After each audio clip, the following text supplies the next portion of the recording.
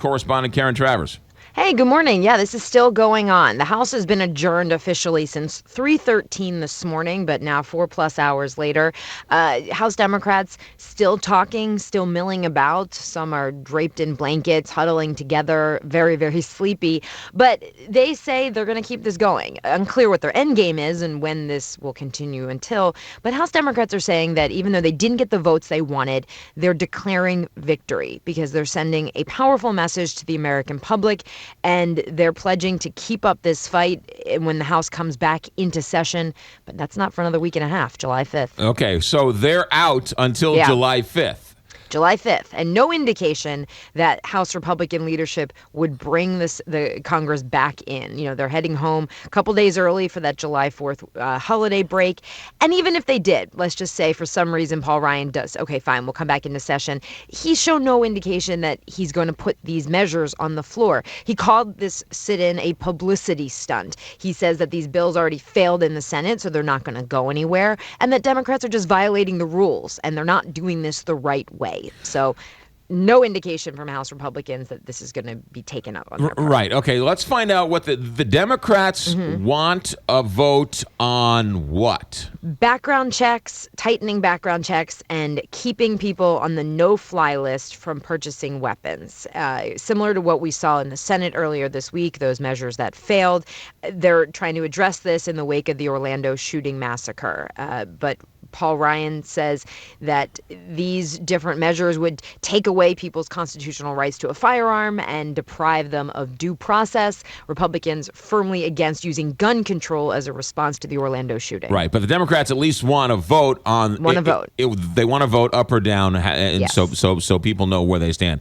Exactly. What's interesting about this, Karen Travers, is that they're breaking rules. They're breaking norms. What are the Yes. Democrats breaking by doing this? Oh, left and right. So you're not allowed to shoot pictures on the House floor. And right now I'm watching a live, I think it's a Facebook live video. There was Twitter Periscope video coming in. The cameras were shut off when the House went out of session, and people were blaming C-SPAN on Twitter. But it's not C-SPAN that controls the cameras. The cameras are government controlled by the leadership. So the Republicans can decide when to turn them on and when to turn them off, just like the Democrats did when they were the majority power as well.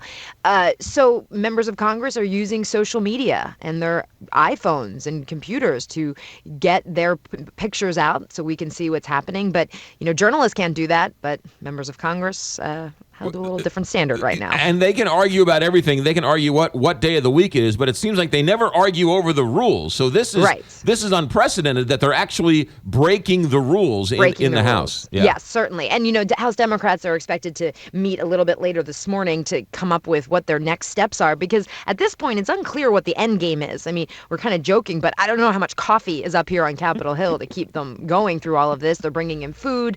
Members of Congress are on the floor with blankets wrapped around themselves, looking really exhausted. They say they're going to have like a relief team coming in to do this sit-in. But we said July 5th is when business gets going again.